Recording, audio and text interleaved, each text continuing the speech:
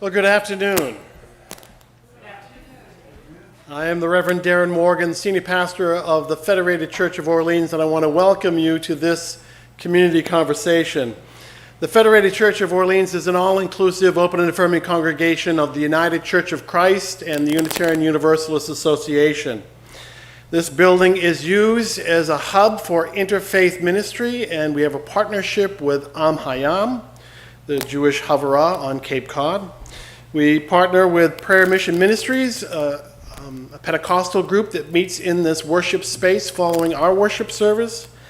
We have a partnership with the Church of the Holy Spirit, where we do joint activities such as the Centering Prayer Group, and we also partner with the Orleans United Methodist Church with various activities and events throughout the course of the year. This building is used to support the community here in Orleans.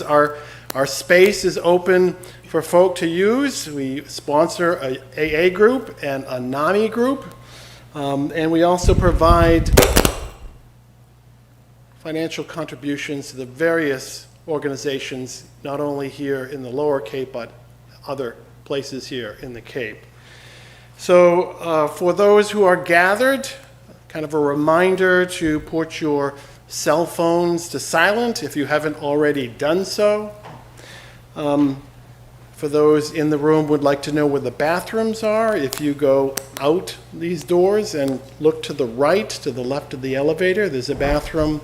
There are 2 more bathrooms downstairs on the first floor. For those who are watching us online, you can get more information about the Federated Church of Orleans by going to our website, fedchurchorleans.org. I am delighted that you have joined us for this community conversation, and I will turn it over to Rod McDonald.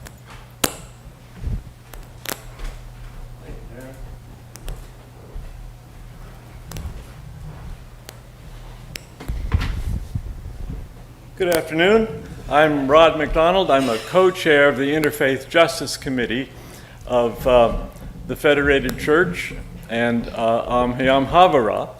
It's a partnership that has been in existence going on now for 9 years. That is the Interfaith Justice Committee. And we work to apply the values of our faith traditions to the needs and concerns of neighbors near and far, especially those most vulnerable. And we seek to educate and to advocate on behalf of the justice that we believe God desires. And we welcome anyone to join us. According to the numbers, this year is the deadliest year for gun violence in America. The reality is much more than the appalling statistics, a lot greater than the easy promises of thoughts and prayers, and even deeper than all of the losses, the injuries, the grieving of individuals and communities. Gun violence strikes at the very soul of America, of who we are as people. It darkens our daily news.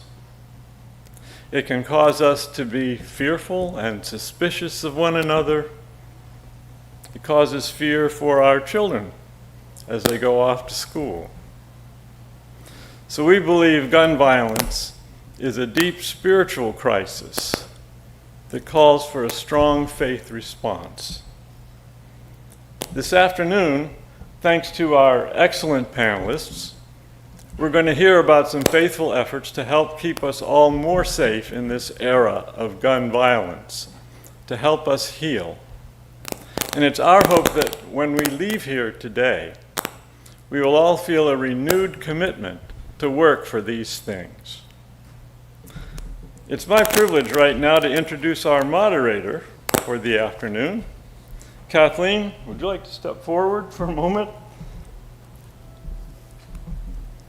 Kathleen Shine OBrien is a licensed mental health counselor and an EMDR trained therapist That's a particular technique for healing trauma. As the Director of Clinical Services for Sharing Kindness, Kathleen's responsible for overseeing volunteer training, peer grief support groups, and community grief support and education. Kathleen, we're so glad you're here. Welcome. Thank you. I'll get out of your way. Good afternoon. Thanks for not going to the beach. We appreciate your being here. Each of you should have received an index card when you came in. I want to make sure everybody has one. And if you haven't, if you'd please raise your hand, and our ushers will make sure to get one to you. I think we're all set there. After our panel is finished, I'm going to invite you to write a question on that card. They'll be collected by our ushers.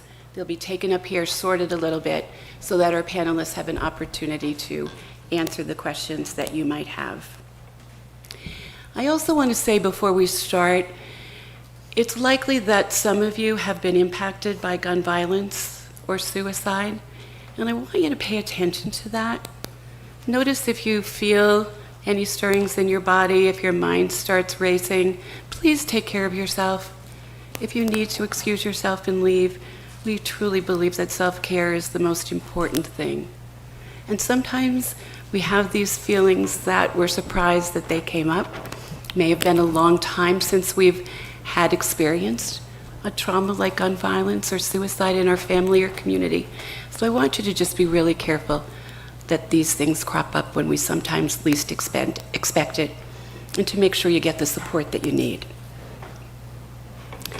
This panel is the first in what we hope will be a series of conversations. Conversations, something that we've lost the art of. But this is going to be the beginning for this. Sometimes these conversations about gun violence go nowhere. They get to be very circular conversations because it's an enormously complex, somewhat divisive issue, and people have very strong feelings on either side of it. Today, our goal is fairly simple. We want to educate, we want to advocate, and we want to motivate you. We want you to listen, we want you to learn, and then we want you to go out and do something about it. As Rod said, often when we think about firearm violence, mass shootings are what come to mind.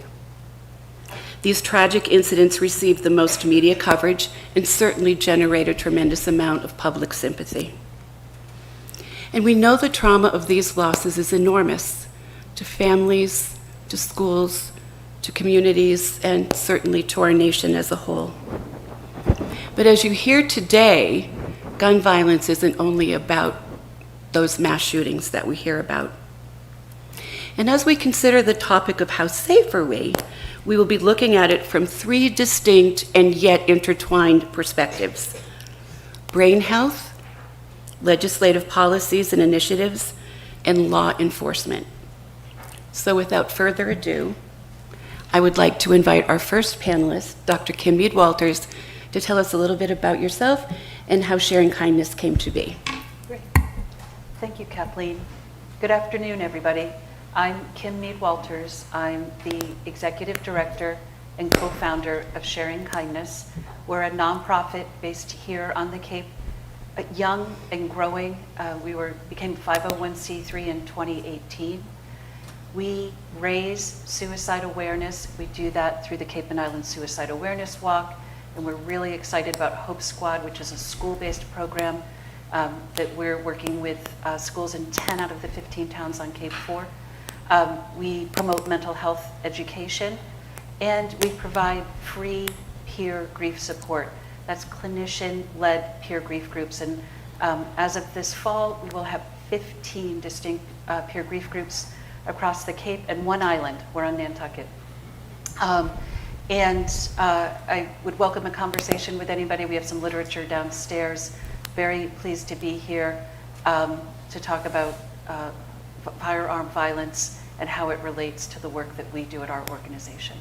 Thank you, Kim. Donna, Wald, could you please tell us a little bit about yourself and maybe how you became involved with grandparents or grandmothers against gun violence, and maybe a little bit about the organization itself?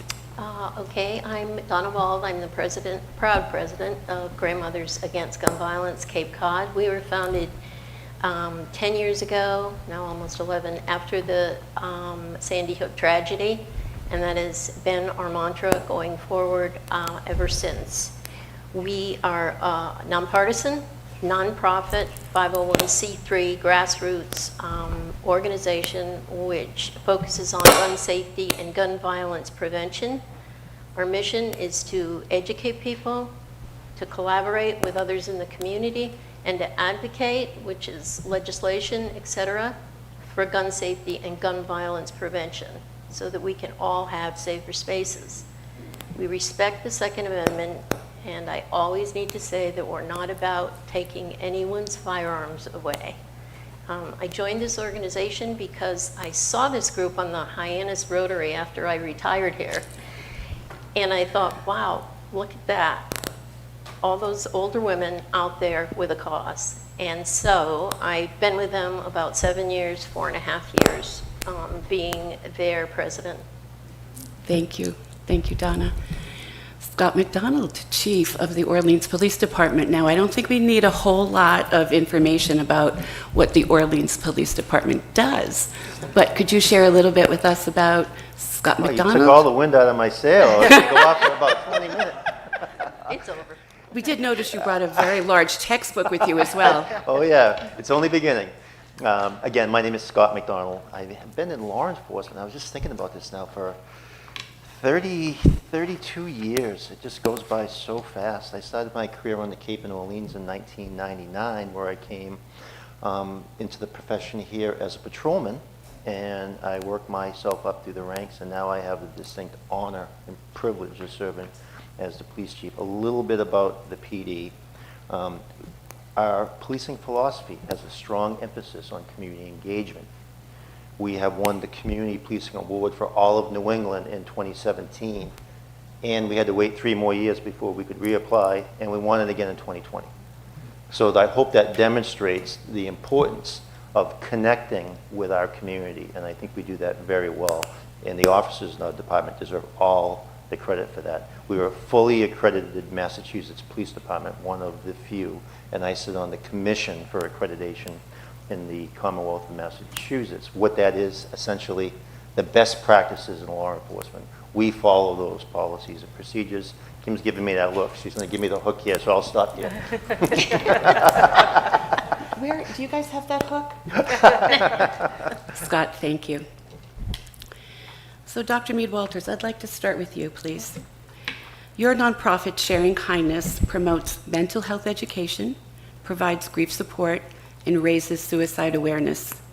Could you please share with us the role firearms play in suicide? Thank you, Kathleen. So suicide is a public health crisis and a leading cause of death in the U.S.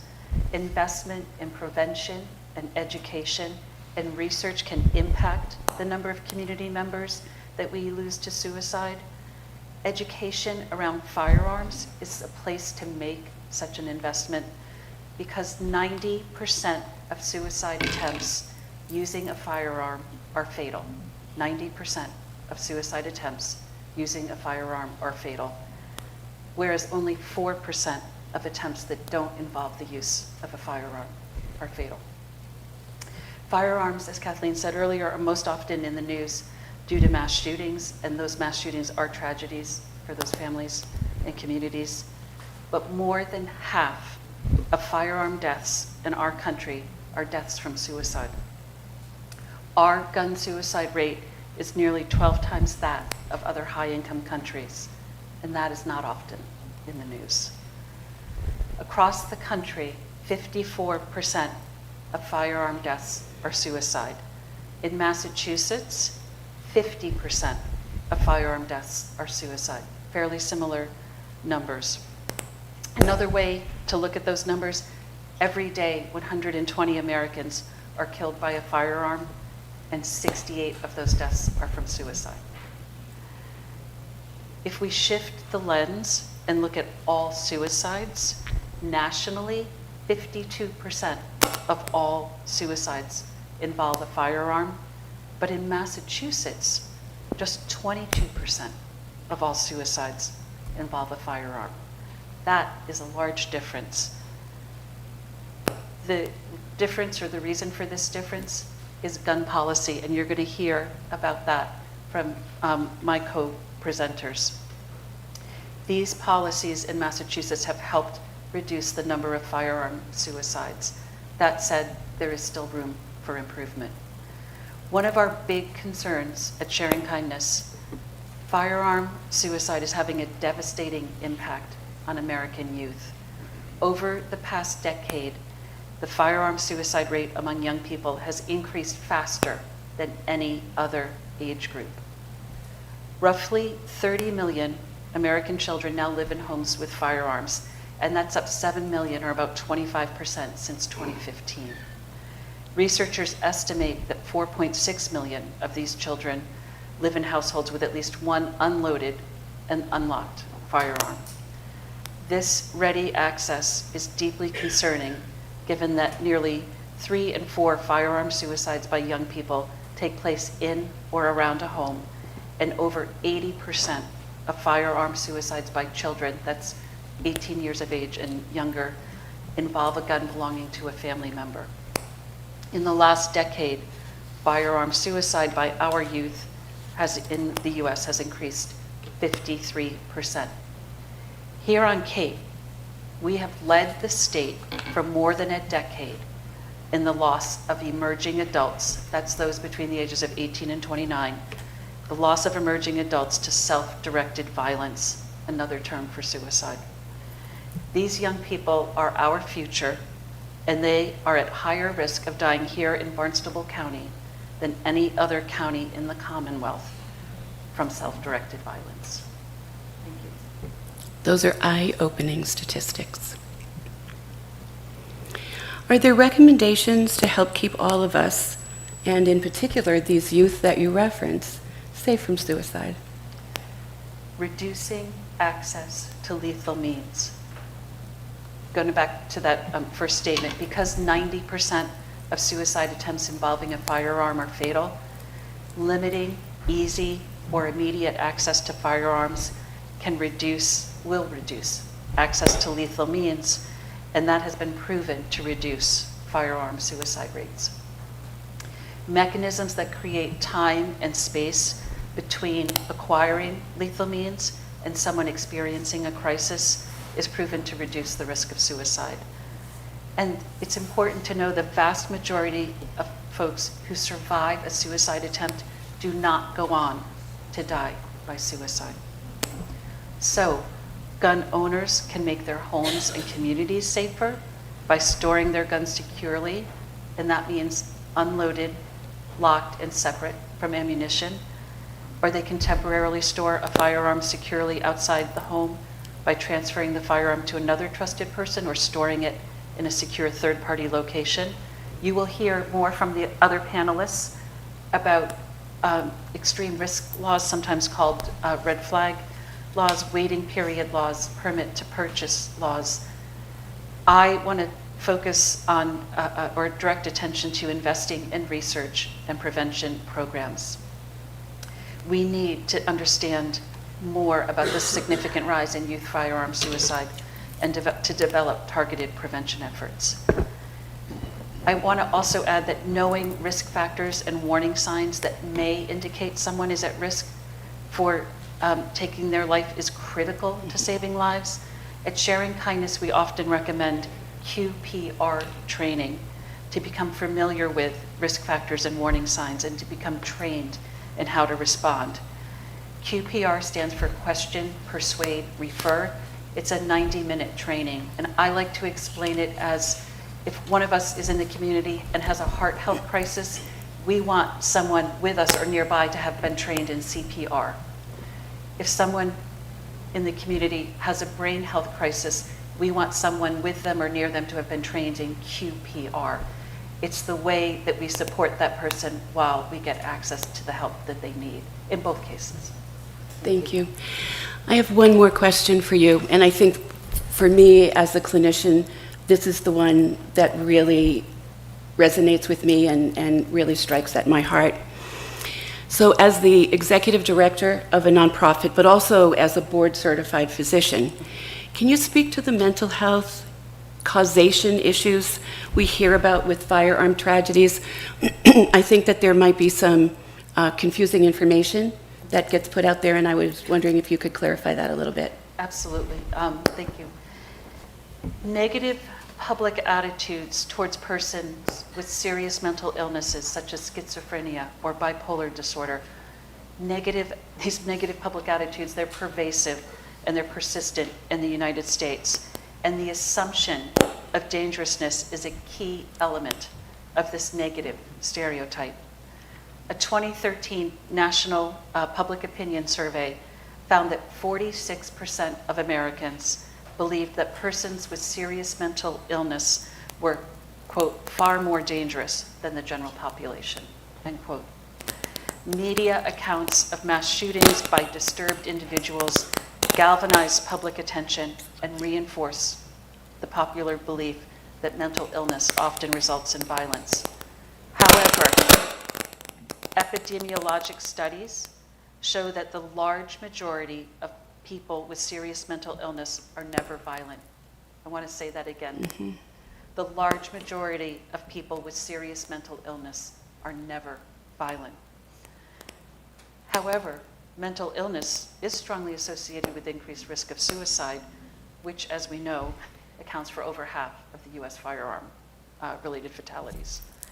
My hope moving forward is that at the interface of policymaking of gun violence prevention and mental illness, this should be based on epidemiologic data, not public attitude, not popular belief, but epidemiologic data concerning risk to improve the effectiveness and feasibility and fairness of policy initiatives.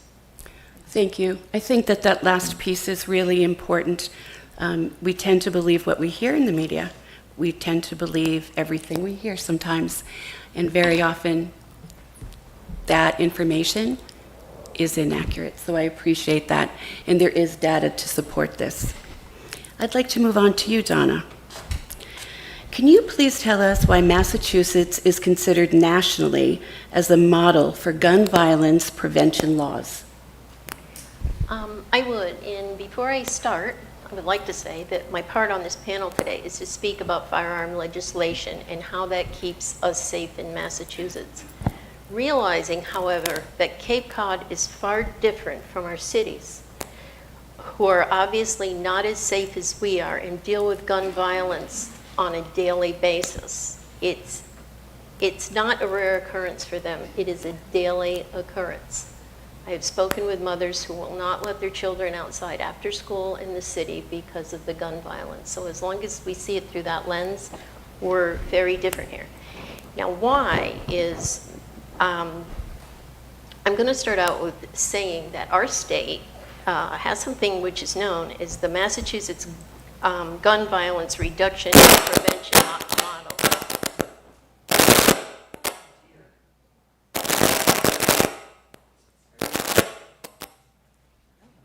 Bear with us for a minute.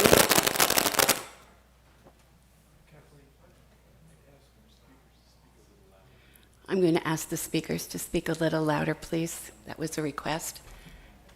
You want to use the handheld?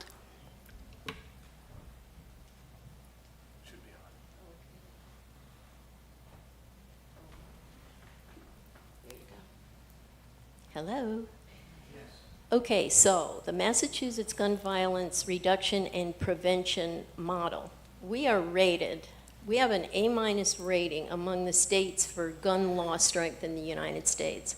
We are 6th in the United States for strength of gun laws, and we're really proud of that.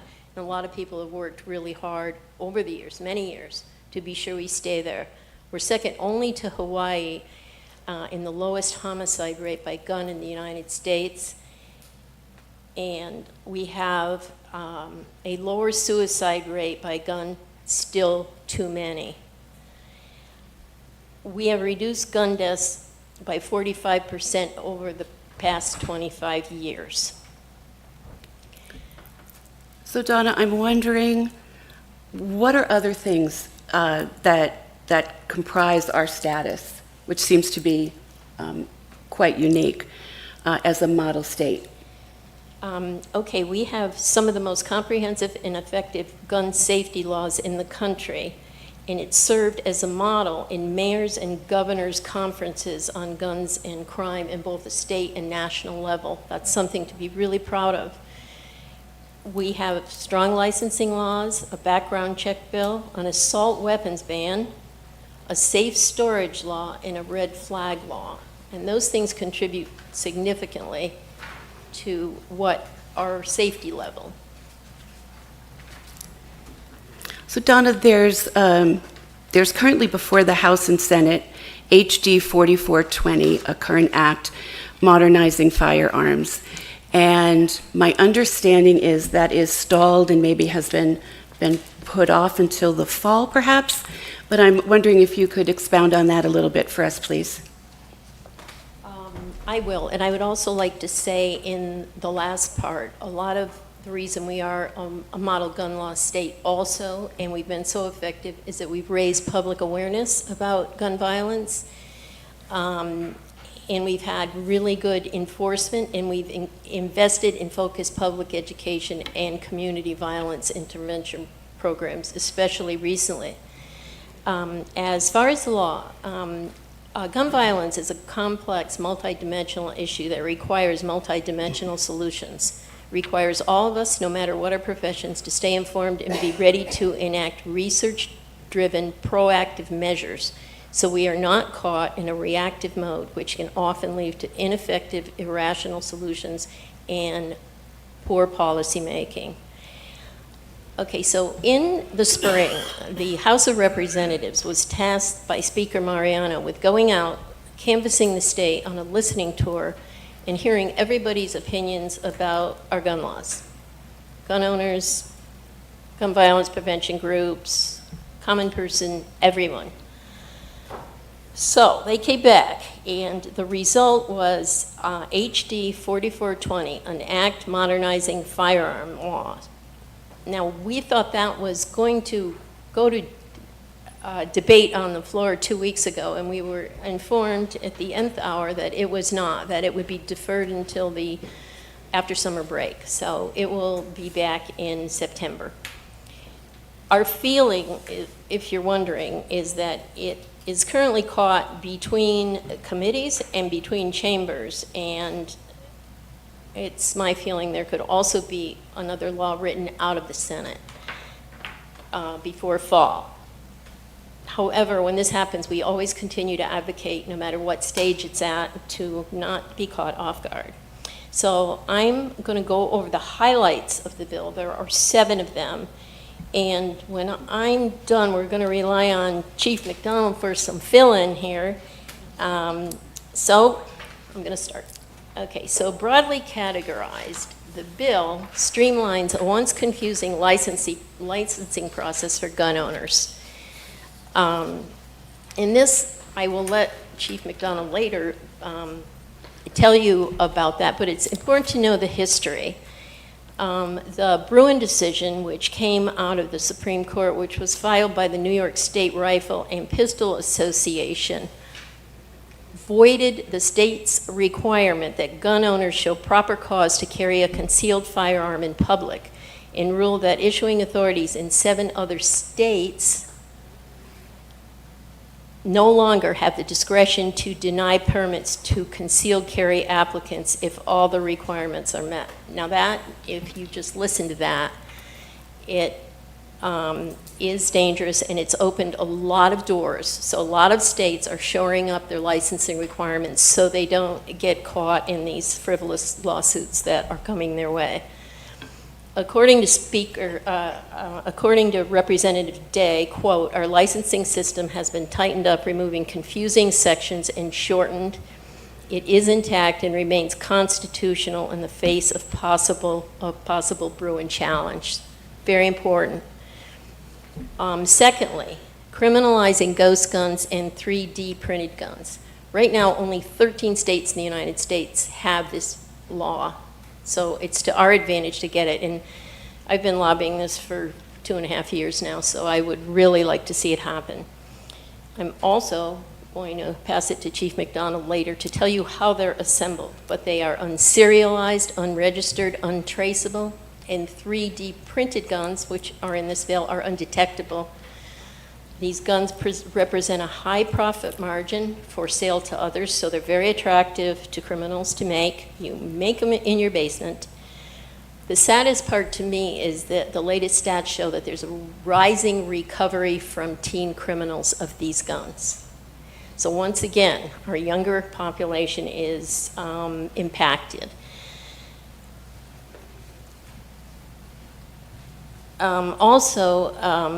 This bill also prohibits devices that convert to automatic firing, such as autosears, etc.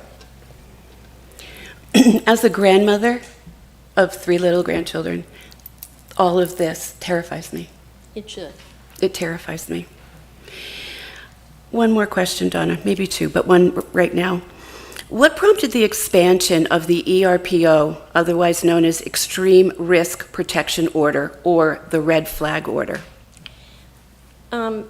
Basically, there were a lot of us in the gun violence prevention space that thought that there was very poor awareness of our red flag law, which came into being a couple of years ago, I believe. It had a really narrow scope because it didn't really impact the individuals most likely to be able to spot these situations on a daily basis. And we heard from others that they didn't like the due process in the courts. So I'm just going to give you a really quick flash at this. What a red flag law is it basically means that, well, now it means that if you're a family member or a spouse and you know of someone who presents an immediate danger to themselves or others with a firearm, you can petition the court to have that firearm taken away. Okay, so one of the best things about the new red flag law, we're hoping to pass it, it expands the categories of people who can file a red flag petition to the court. It really goes from spouse and family members, and in some states, girlfriends, to expanded medical categories, school administrators, clinicians, and employers. And right now, there are only 20 states in the United States that have a red flag law. And the protection and due process of all parties involved in the court process has been clarified.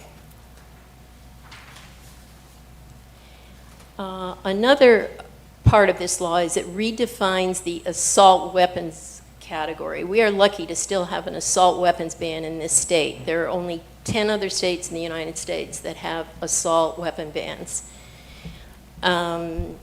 The national assault weapon ban sunsetted in 2004, at which point our state very wisely codified it into Massachusetts law. So we were really lucky that that happened. It's a basic update on weaponry and procedures still in place here. This is why this is important. In 1990, AR-15s, which are, quote, assault weapons, the production on those was 1.5% of all guns manufactured. It is now 23.4% of all guns manufactured. It's very important that we push this through for another reason, as rifle associations from various states are bringing challenges against states with the assault weapons ban, like Massachusetts, on constitutionality grounds, as they fear a national federal ban on assault weapons is coming. So that is near and dear to my heart, and I'm going to keep fighting for that. We appreciate that.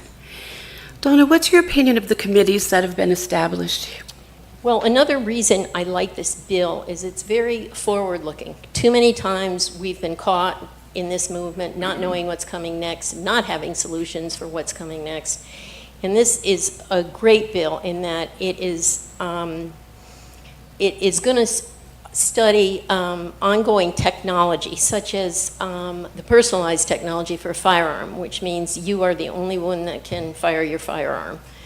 It's also going to look at forward-going technologies like microstamping, so that you can identify a bullet from the firing pin.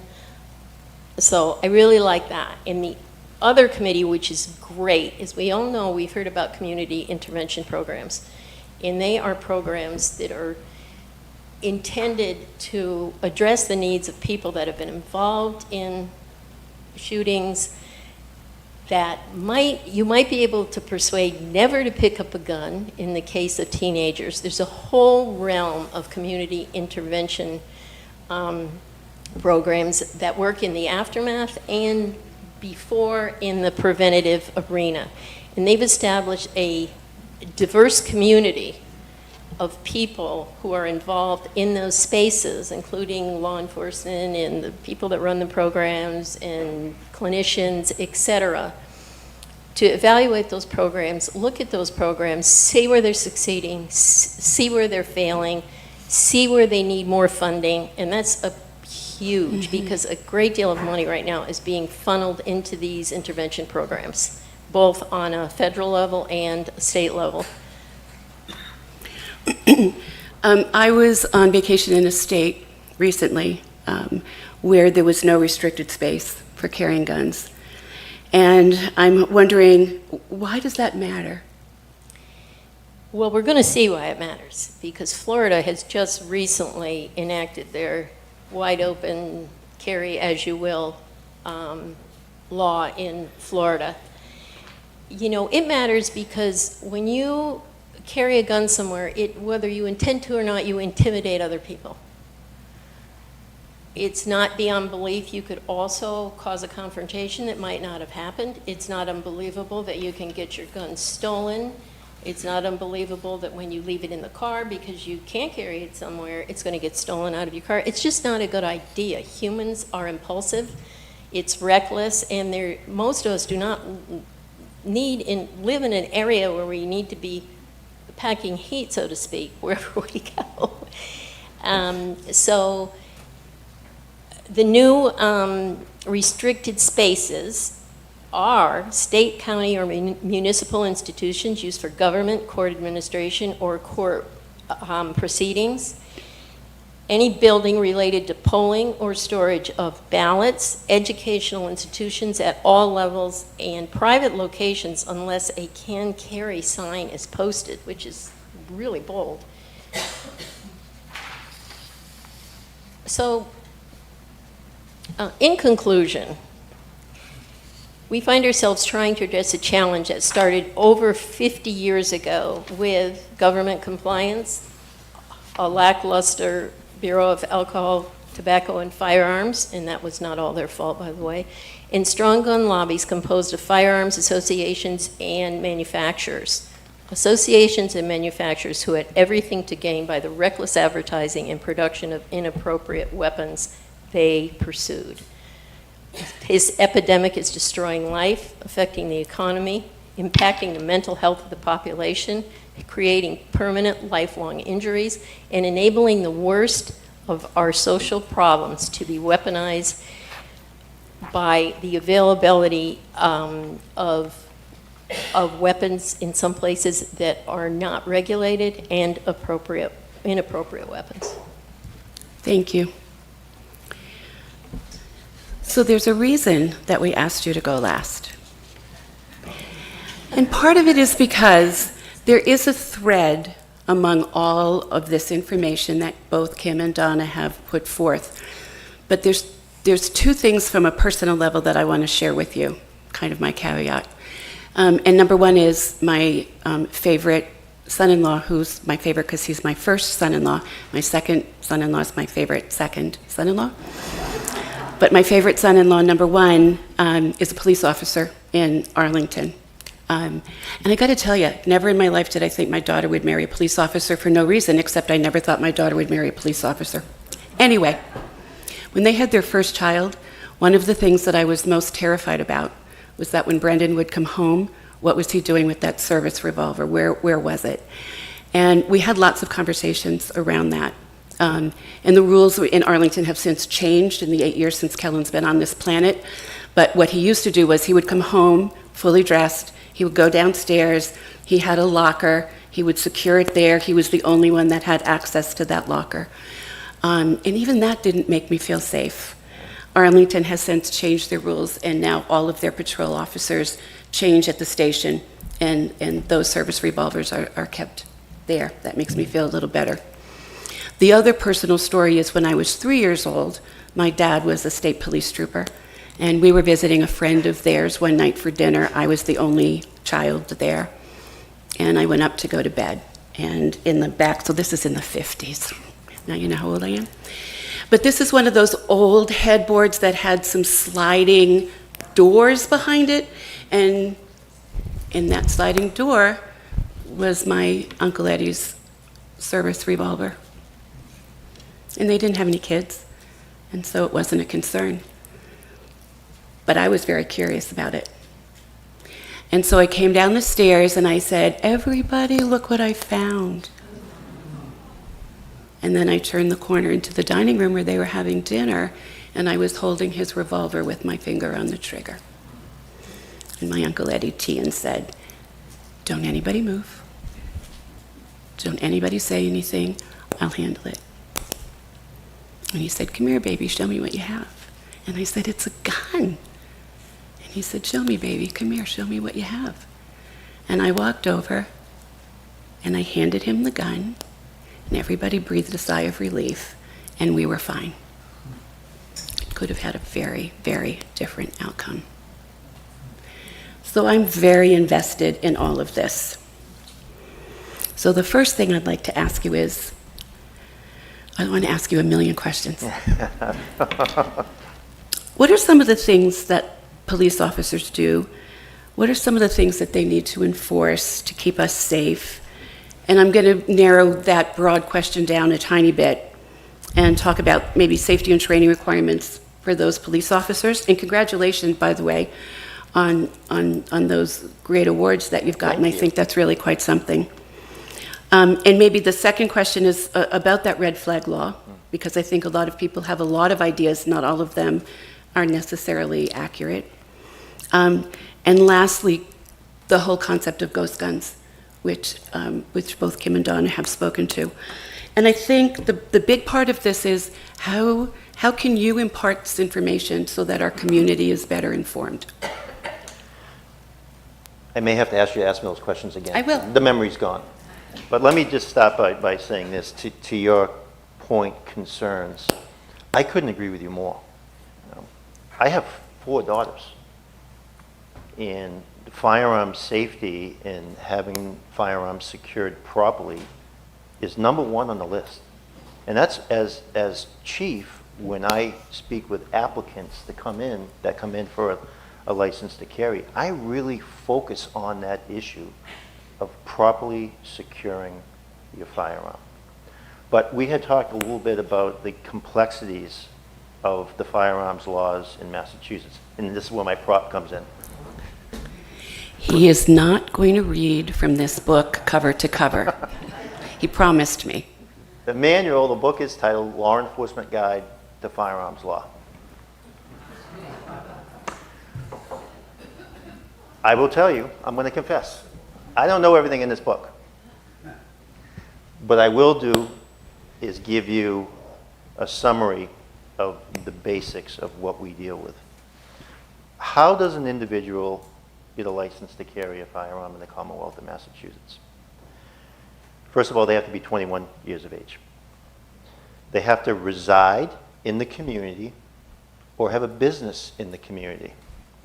And I am the appointing authority. That means I am the person that issues the license as the police chief. There's an application process. We get your personal information, and then fingerprints are taken. Those fingerprints are processed. What we're looking for, there's 2 reasons why you can be denied a license to carry in the Commonwealth. One you have a criminal record where you've been convicted of a crime that automatically prohibits you from having a license in Massachusetts. And the second reason is a little bit more difficult. It's referred to as suitability. That means that, in my opinion, as the appointing authority, I don't think you're a suitable person to have a permit. It's a lot of responsibility on me. In 2 or 3 years ago, they changed the law where an individual, if I denied someone based on suitability, they could not do anything about it. There was no recourse. They weren't going to get a license. But now they can challenge my decision at district court. I have not been challenged as of yet, but that is still an option that the applicant has. We go through criminal record checks. In terms of suitability, someone could come into my office. I like to sit down with everyone, with new applicants. I like to have a conversation with them. I want to know about them. You know, I'm just interested, why do you want this license? What is your training experience with handling firearms? So we have that conversation. So we check them locally. If they don't have a criminal record, that doesn't mean they're necessarily a suitable person to have a firearm. So we'll check our local records. We'll check references, and ultimately I'll make that determination whether or not I feel that they are a suitable person. They also have to take training.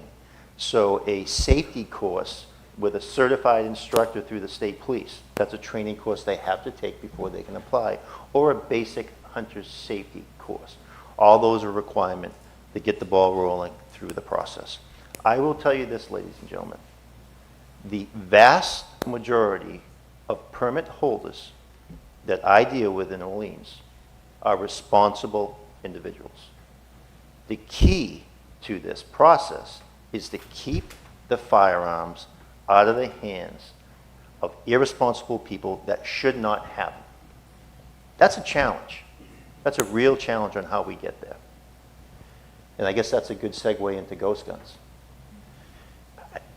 I just can't believe this is happening. So when we look at the emergent technology, you know, the evolution of technology and where it's going, 3D printers that can make the components of a firearm and then have someone at home being able to put them together. And you have a firearm with no serial numbers, right, that cannot be traced. From a law enforcement investigatory, that's horrifying to us. How do we investigate a crime when we're looking for a specific gun? How do we trace that back to an owner? We can't. So there's some federal regulations through the ATF and locally through the Commonwealth. We're trying to fix that. Right now there's a requirement that these ghost guns have serial numbers. But where the void is, the individual components do not need to have serial numbers. All right, our AG is working on that. She wants to fix that. And that's going to hopefully eliminate that problem. But still, unlawfully, these components still can be made at home with a 3D printer. On this technology discussion, you also mentioned smart guns. We'll refer to them as smart guns. It's still evolving. There's still some work to be done. But a firearm that can identify the rightful owner of that gun, that's permitted to have it, with a chip in the firearm, I think that would be very beneficial. So someone that shouldn't have access, a small child, for example, to that weapon, the weapon could not be operated if it wasn't held by the owner. A lot of things, I think that's a tremendous benefit. I'm a little bit nervous about where the technology is going with the manufacturing and design of firearms, but I really am not well versed to discuss that with this group at this point. You know, it's interesting when you talk about that with the guns. What I'm thinking about is, and maybe many of you in this room are the same, on my iPad, I have to put my finger on it to make it work. And on my phone, it's either facial recognition or a specified password. But as far as I know, in the world as it is, iPads and cell phones have never killed anybody. So I'm curious why we have greater protection around those things. Interesting. That was just a little sidebar for me. All right, here's a $1 million question, and Donna, you spoke to this, and this is a challenging one, Chief. I don't imagine that there's any way that you can tell us with explicit guarantee how safe we are on Cape Cod. I guess we're as safe as the next person that crosses the bridge that makes us not safe. But that was the question that people wanted answered. And the second part of that question, also Donna had alluded to, is the potential for gun violence or the risk for gun violence elevated in different Cape towns. And I feel like that's just, that's a heavy one. So I apologize for putting you on the spot, but you are the chief. Oh, hey, that's what I'm here for. Let's start with how safe are we? You used a word that I'd like to I think we should take it from a different angle.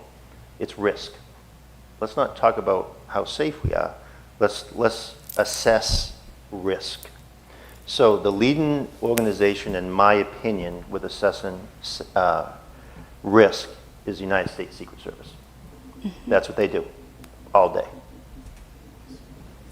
They use an equation that is risk equals threat plus vulnerability plus consequences all over the likelihood of the event taking place. So let's just kind of run through that right now, where we are right now.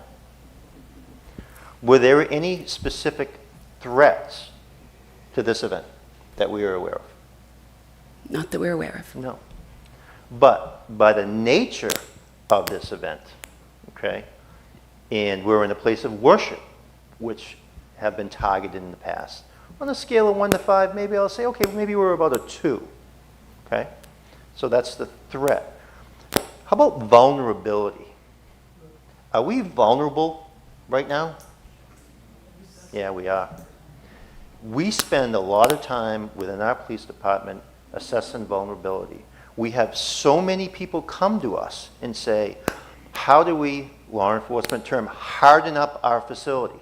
Mm-hmm. How do we keep, and let's use the example of the schools, how do we keep our children safe? Well, okay, let's take a look at that. We can harden up your facility. Let's control the access of the people coming and going. We need to know who's coming into the building.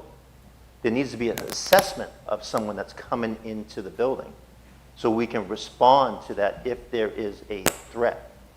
One access point. We've done all these things. Cameras, all these security things that you can put in place. We recently did it within the last 5 years at the elementary school. Completely changed the open campus style that they had. A place of worship is interesting because it should be a welcoming place, right? Mm-hmm. We could have this place look like Fort Knox if we wanted to, but that's not what we really are looking to do, right? So how do we find that balance where you feel safe, but it's also welcoming? That's not for me to say. That's for you to say. You need to make that determination. So vulnerable, are we vulnerable? Yeah, we are. Yeah, there's no security out there. Did you notice anything that I did in preparation for this? There's a police car. I'll be honest with you, there's no one in the police car. I don't have the staff to put someone out there. But that is a deterrent. Mm-hmm. That is a deterrent, and it works. It works. So we talked about the vulnerability. We have so many businesses coming to see us. How do we bring this into our facility? What can we do? How do we harden our facility? How do we train our people? And then we look at the consequences. If there was a violent action within these 4 walls, consequences are pretty severe, right? Yeah. And then the likelihood of that happening. We're in a small town on Cape Cod. The likelihood of this happening is slim to none. But we're not eliminating the risk. It could happen. Mm-hmm. So we do all these things to mitigate the risk. So when someone asks me, how safe are we? Evaluate the risk. no matter where you are. I use this for roadway safety. If we're determining whether or not we need to make adjustments to roadway safety, this is the process that we use. It's the same process here. I will also ask you to prepare yourself. And I'm so sorry that we have to have this discussion. I've had this discussion with parents of students when we handle these matters at the school. It's just so sad. But how many of you walked into this room and thought about, if something happened, what would I do? Mm-hmm. Where would I go? How would I react? By having that thought process, believe it or not, you are conditioning yourself mentally to respond to that type incident under great stress. When we train as police officers, we introduce stress because that will determine how you will react. If you are exposed to stress, you learn how to manage stress. So the recommendation I can give to you, you walk into a restaurant for dinner. Think about that. Just take a couple seconds. If something was to happen, where are my escape routes? What would I do? Ultimately, those will be very, very beneficial in reducing risk and harm to yourself. The other question. I forgot. I told you you'd have to remind It's okay. me. It's okay. Is there an elevated risk in different Cape towns? I can tell you this. When we look at the stats, I like to look at the stats and where we are. You know, Cape Cod, we have a very small sample size, so it's hard to look at percentage increases and things of that nature.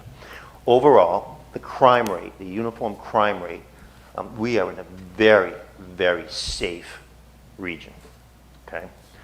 Is there a lot of gun violence in Orleans? No. I can't even give you an example. But what I will tell you this, is if you're following current events, there has been an uptick in gun violence in Barnstable, Pacific Highlands, several shootings. We had a chiefs meeting, I think it was last week, and this is something that we discussed. The police chief in Barnstable is remarkable, very proactive. He is all over this, and he's looking, hey, what do we do? How do we come together collectively as police chiefs on Cape Cod? Because it's not going to stay within the jurisdictional boundaries. It can spread up beyond that. So I thank him for including us in this conversation. We have a new district attorney, Rob Gallibois, okay, at our meetings, involved in this. He's going to be part of the solution in how we respond to this gun violence. So, do we have a low risk? Are we safe? Yeah, it's low. But we're seeing an uptick in violent crime in the community of Barnstable right now. It's very encouraging to me that the chiefs are coming together, because despite the facts that we have 15 individual towns, the Cape itself is still a community. In the chief, this is what I like about him. He's drilling down a little bit. It's not about just the incident itself. Why? Why did it happen? Let's look at the gun. Let's look at the weapon. But then let's look at the person. Mm-hmm. Why is this? What is the root cause? When we really search and dig deep into the root cause, that's when we can move forward and try to correct the problems. That's right. So in my line of work, we call that looking upstream. We're not being reactive and staying downstream. We look upstream to get the information that's going to inform us so that we can change the outcomes downstream. So thank you. You're welcome. I appreciate that. Brilliant. Just brilliant. I am so grateful for all of you. So now you get to do your work. I invite you to use your index card to write a question that we can present to our panelists. And for the people at home that are on live stream, I invite you to put your questions in the chat. They will be looked at and reviewed. And when you're finished doing your questions, if you could just hold up your cards, and our ushers will collect them and bring them over.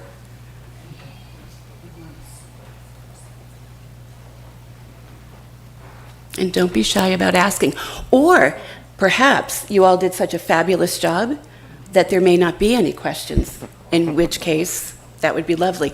But while we're waiting, let me just ask and invite the panelists if each of you might have a question for another panelist, in any order.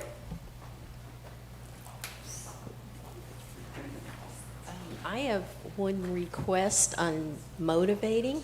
Are we moving on to motivating while we're taking cards, or are we waiting? Not yet. Okay. We were, but we're not yet. I'm being mindful of time. I have a question for Donna, if I could. I'm curious about your experience dealing with this issue in the political arena. How do you feel, how do you navigate that we talk about complexities. The State House is probably leading the league there. So what have your experiences been? Well, it's Handheld mic, please. Thank you. It's interesting because we've seen more even since we've gone national. You run into a lot of reasons for our representatives not to want to sponsor things, like getting reelected, which is a real problem because when you've got a public health issue of this magnitude and somebody's worrying about their reelection, it's a strategy, and we run into it constantly. And it's really depressing. We also find that people like to make this a political issue, and it is not a political issue. It only becomes a political issue when you get to the point where there are a certain group of people who will not advocate for the issue. And if those people happen to be in one party or the other, it becomes political. Mm-hmm. It's not a political issue, and we always make that clear. It's like every Monday morning we go on a national call where we call the U.S. Congress for national things. And those calls are really quite interesting because we usually get the clerks, and the clerks are kind of fun, but it's the same old, same old. Well, you know, we're running in a tough district, we can't this, we can't that, and we're like, yeah, whatever.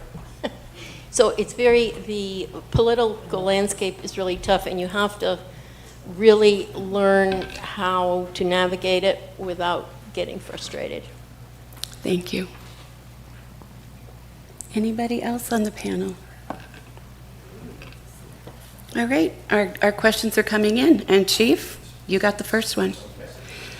Simply put, why would, as a citizen of Orleans, Massachusetts, would one want to have a gun?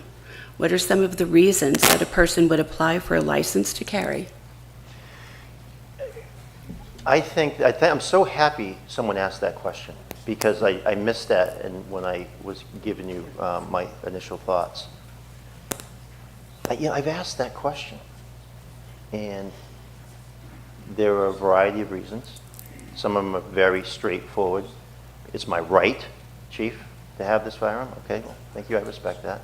But other people will really talk about, I'm scared. I'm scared, and I see this as a way to protect myself. They're not lying, folks. They're telling the truth. They're truly scared, and they feel that having this license to carry a firearm will make them feel more comfortable. Others feel strongly that this is governmental overreach. We hear that a lot, especially if you see something in the news, there's going to be more control, and all of a sudden I'll receive a bunch of applications because they're nervous. They're going to eventually lose that right. I don't know if they think they would be grandfathered through the process or not, but those are the things. But for me, what resonated with me was really that person that felt scared. And again, my experience, a vast amount of people, they're not bad people. They're not bad people. They're good people. But for whatever reason, they just feel like they need to have this license to carry. So is that a newer phenomena, that the fear factor is what's driving people to want an LTC versus what you might have heard 10 or 15 years ago? Yeah, really good question, because the answer is yes. I've probably in the last 3 to 4 years, since I've been the appointing authority, that's something new that's come up. That yes, I'm scared. What's happened in society today, I'm nervous and I need to protect myself. Doesn't surprise us, I don't think. I think it's gone from the realm of that's what happens to other people versus the possibility, not the probability, but the possibility this could happen to us. Donna, did you have an answer to that? Yeah, it's interesting because the chief is exactly right, because I just saw a survey that said the majority of gun purchases now are driven by fear. And you just have to be aware of who's driving that fear. Being a marketing and advertising person the way I was, you can get anybody to do just about anything if you understand who they are and you drive to that fear. So we see a lot, if you open the gun magazines, just go into Barnes & Noble, and by the time you read through a few gun magazines, you will have a lot of your answer. It's all about stoking the fear. And the fact that so many women are buying guns now is really disturbing to me, because you always think of them as the, I don't know, maybe the fabric of society, and to see this is like, wow. And we always like to stress that when you bring a gun into your home, if you look at the stats, you're 5 times more likely to have a firearm-related event in your home of some magnitude, whether it be a suicide, whether it be Johnny picking up the gun and shooting his cousins, or whatever it is. So we really try to balance that fear with, look, are you really safer having that gun in your house if you assess the risk, as the chief said, of somebody's going to break in here and I need that gun. So that's always something to consider. So I think, Donna, you bring up a really good question that we haven't addressed here, and that's the accidental deaths as a result from having a firearm in your home, which is the story I told about myself that could have had a very different outcome. But I don't, we know that there are statistics around that, but that is, that I think that bears repeating in terms of the percentage differential when you bring a firearm into your home of an incident occurring in that home. Interesting, thank you. How are we? These are our sorters. They're helping me kind of formulate. So to start, we have some questions for the chief, and then we have some questions on gun violence in schools, Oh, nice. and a number of mental health Okay. questions, and then we have some more that we're working on. Wonderful. All right.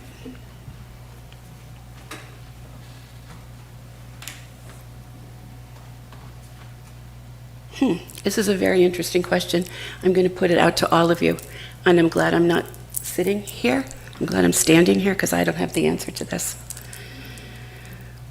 Basing policy reactions or epidemiological data, is any progress being made in allowing the CDC to include gun violence?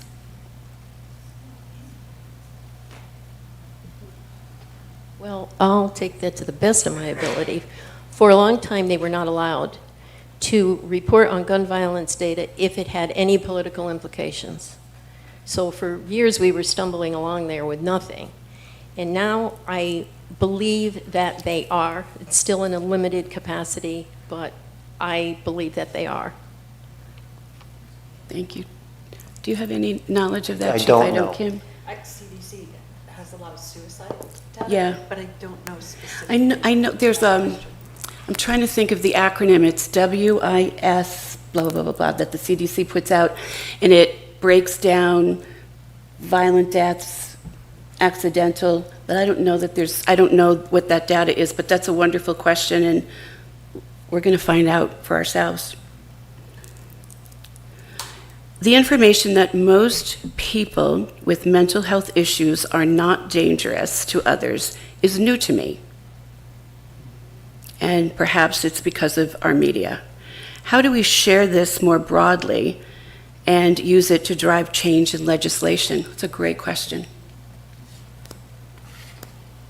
It is, and I think that's, what I ended with is that intersectionality of, sorry, there's just a lot of feedback. Do you want to use that one instead? The intersectionality of developing policy that's informed by data around mental health and diagnoses. You know, I think you're right. And I think clinically, there's one thing that I want to sort of differentiate.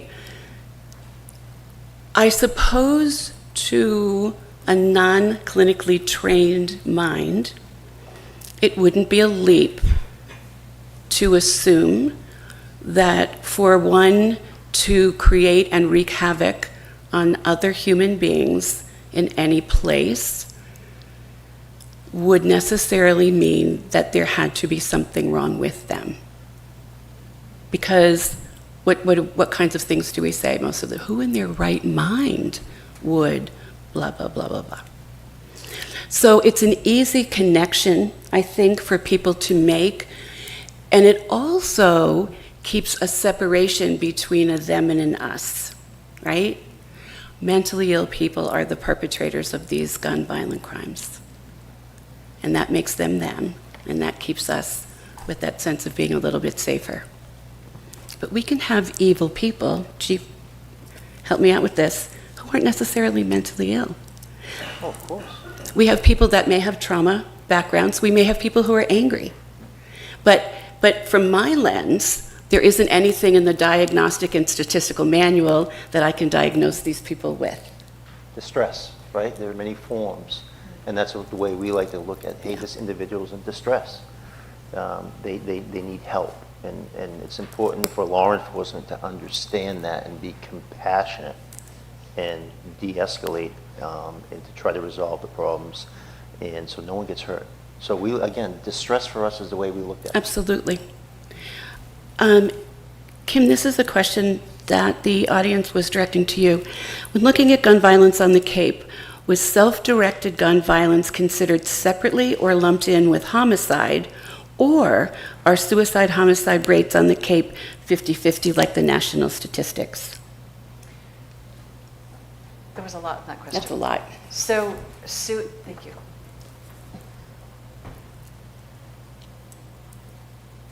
So,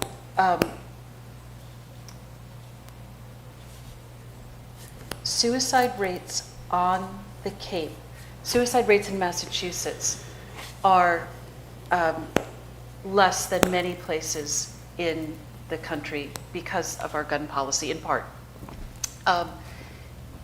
However, if we drill down on Barnstable County, and I'm going to actually include Nantucket, Barnstable County, Nantucket, and Berkshire County are always in the top 3 for the rates of suicide, for citizens lost to suicide year after year after year.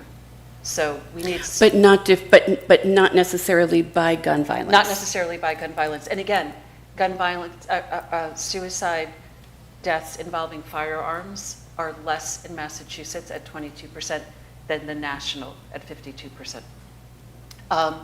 That said, we at Sharing Kindness do a lot of suicide loss survivor grief support groups, and a part of grief support is letting people tell their story, and we know that this happens in our community.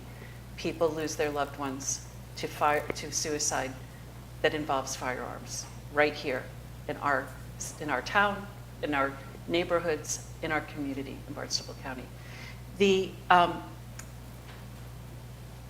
The emerging adults statistic that where Barnstable County has led the state for more than 10 years in losing our young adults between 18 and 29, that was only from suicide or self-directed violence, is how the researcher who reported on that. So it was not homicide, it was suicide only. Thank you. We're going to transition, I think, a little bit. Or was that okay with our questions there? I wish we had the superintendent of schools here, because I'm not sure that this panel is going to be able to answer this question in any way except your opinion, but I'm going to ask it anyway. What can be done to make public schools safer from gun violence? That might be one for you, Chief. Especially, how can communities make teachers safer while they're at work? Should they receive hazard pay?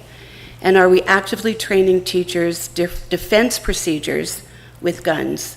And the end is, this seems horrible. So we talked a little bit about the vulnerabilities structurally of these facilities. So I can tell you that the middle school and the elementary school have taken steps to secure those facilities. Again, for me, access control. You should have assessed people coming in and out. It's my understanding that the new high school will have all of these security measures in place. We have several instructors within our police department that teach a program called ALICE.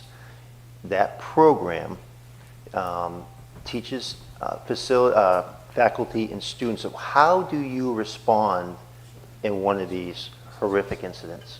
What do you do?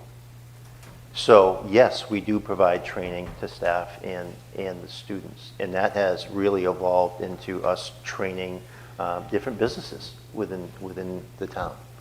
So we have been very, very successful in educating the administrative staff and the students, and also very much involved in securing these facilities the best that we possibly can.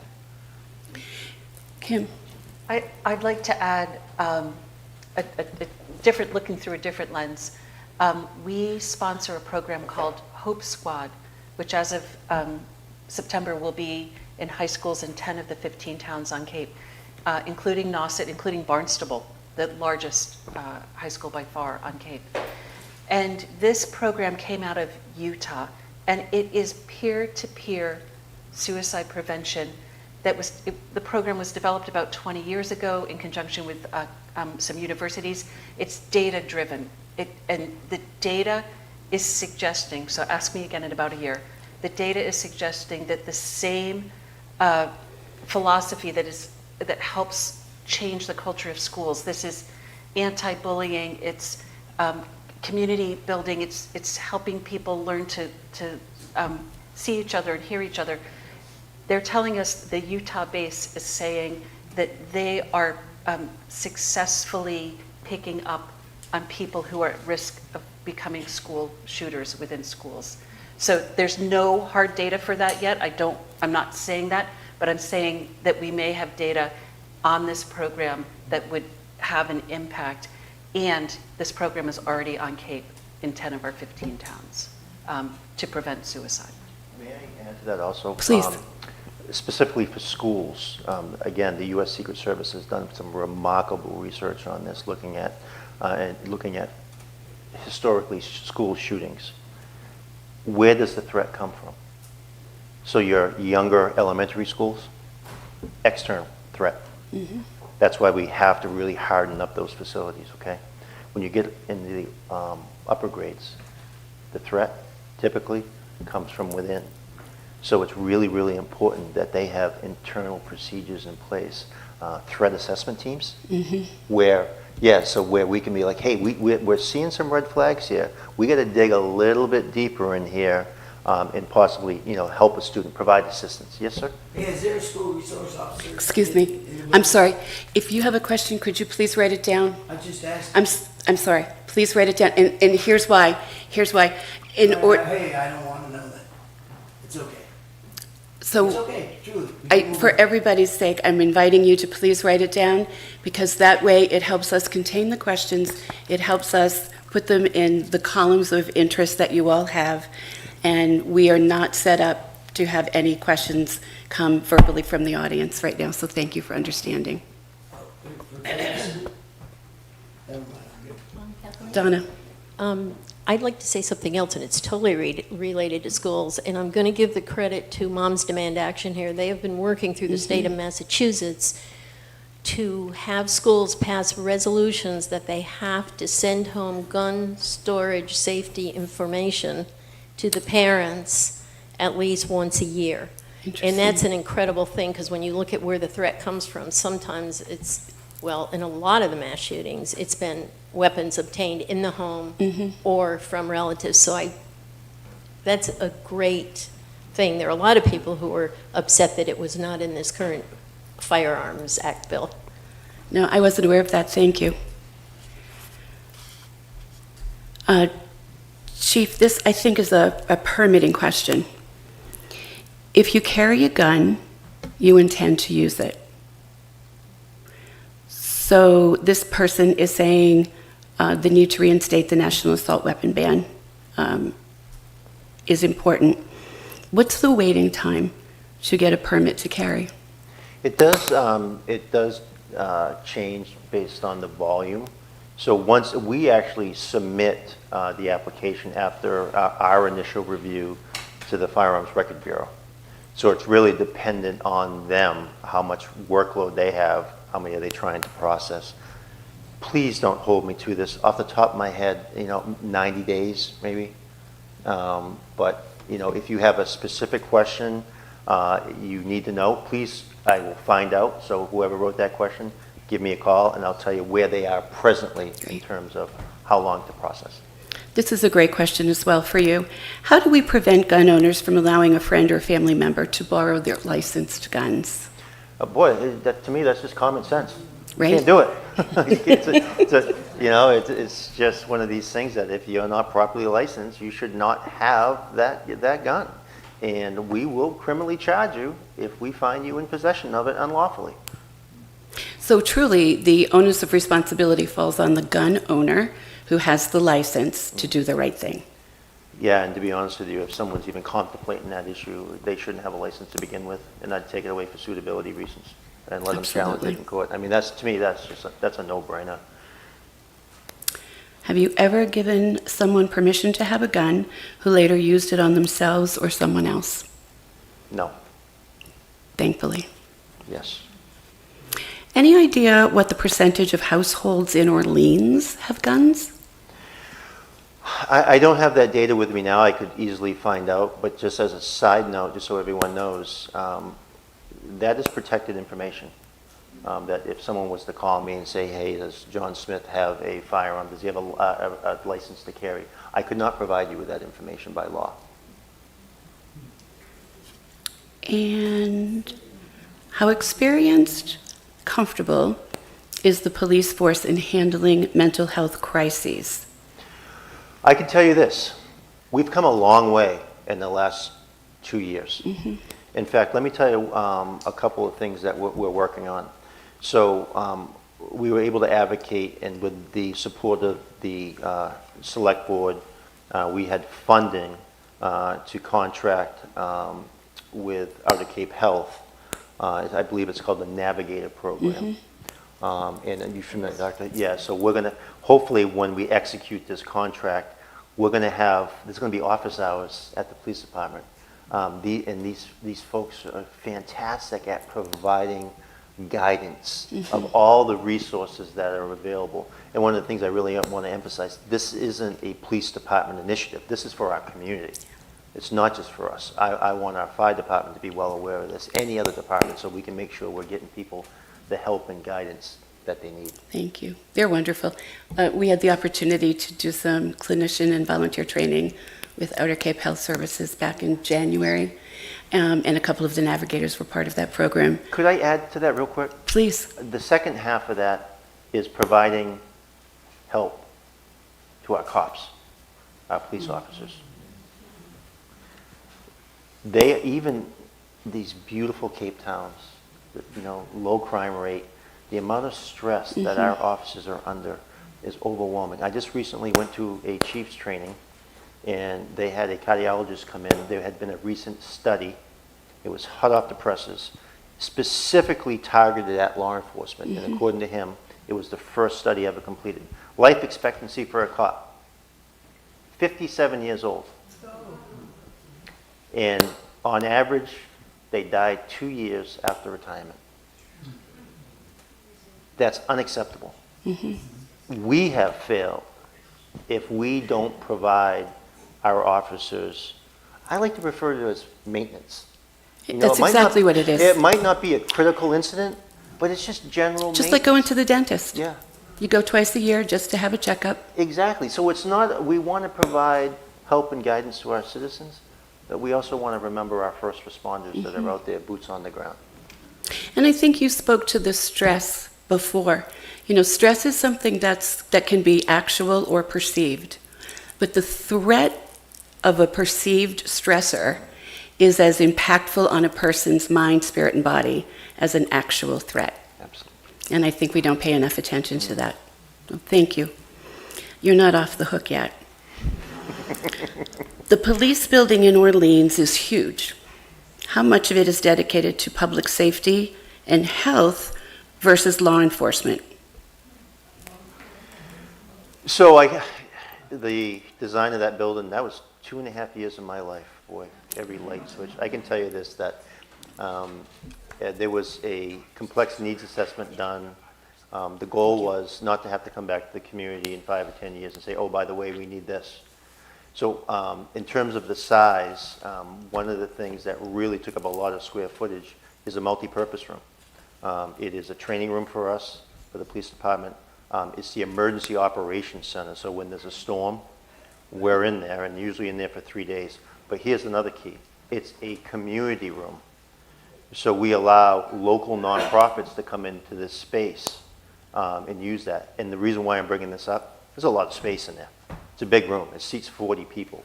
So when you go by the facility, it looks huge, but it's a single-story building. We're very thankful to have that. It was designed to meet our policing needs for the next 50, 60 years. And whoever wrote that question, if you want to come in for a tour, come on in. It's a great room. We actually, Kim and I have used that room to give presentations to local organizations. So that's a wonderful room. I'm being very mindful of our time. We have just about 5 minutes left.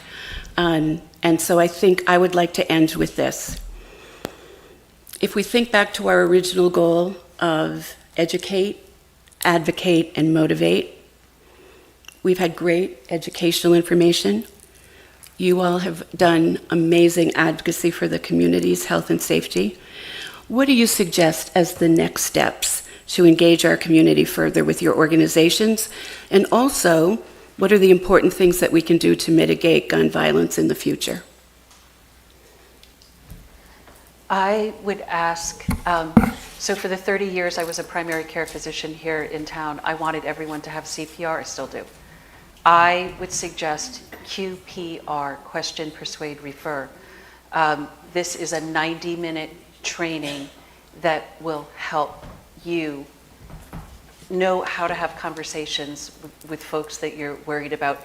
Kathleen and I actually do QPR for first responders at CCIT, which is the Community Response Intervention Training, and that's for the police officers here on Cape. So there are specific ones. You want the general QPR. I love when it's in person. That said, you can do it online through the QPR Institute or the Speedy Foundation, named in honor of one of our Olympic skiers who died from suicide. And his family and friends offer QPR online for free through the Speedy Foundation. So QPR, please. Thanks. Thank you. Donna? Well, our goals are to educate, advocate, and collaborate. We have both a state organization, Grandmothers Against Gun Violence Cape Cod, and a newly formed Grandparents Uniting for Gun Safety, which is national. So in any given month, you can get issues to advocate for from us on a state level and a national level, because we totally believe it's going to happen on one or the other. And we can't afford to ignore either. I have a slip sheet down on our table which will show you how to advocate for this bill I just bored you to death with, but this is an incredible landmark bill. If we can get it through there without it being marked up and hacked up and everybody's little fingers on it, it will be an incredible bill. And then I can tell you we have a A+ rating in the United States, and we'd be safer. So it's all down there on the table, and it's really easy to do. Don't be afraid to make a phone call to your legislators. You'll get a clerk, most likely. You just say what's on the sheet. They're very polite. They're usually young kids. And what I always say to people that call nationally or state is look at the impression you make on the young kids. Even if you don't make it anywhere else, you make the impression, you say who you are when you call up, and at least they know that you're trying to support them. Because they will be the advocates that are coming forward. So I would just really encourage you to do that because it's really easy and it's really impactful. Thank you. Chief? So we talked about the complexities of this issue. We talked about the very strong, passionate opinions on this issue. So with respect to moving forward, I would suggest respectful dialogue with the ultimate goal of coming to a compromise. Thank you. Audience, give yourselves a round of applause. This was a lot of information, some of which is really heavy, and it's going to take some time for you all to process it. So please don't hesitate to contact any of our panelists if you have specific questions that you would like to have answered. And give yourselves a little bit of time to know that this is stuff that takes a while to digest. So please be gentle with yourselves. To our three panelists,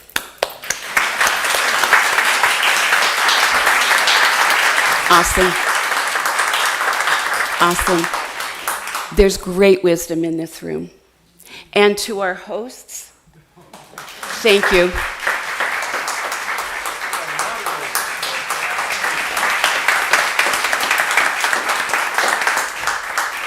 We have tables downstairs from Sharing Kindness and grandparents raising, oh my God, grandparents raising grandchildren. So that's another organization that we work with, but that's not who you are.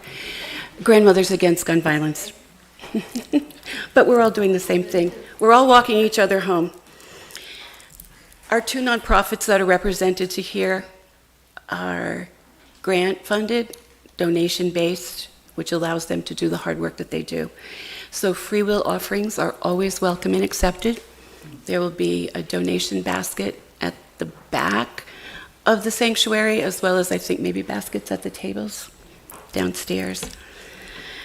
When Sharing Kindness has one of our peer grief support groups, we end in a circle and we do a pulse check. I'm not going to do it here, there's too many of you.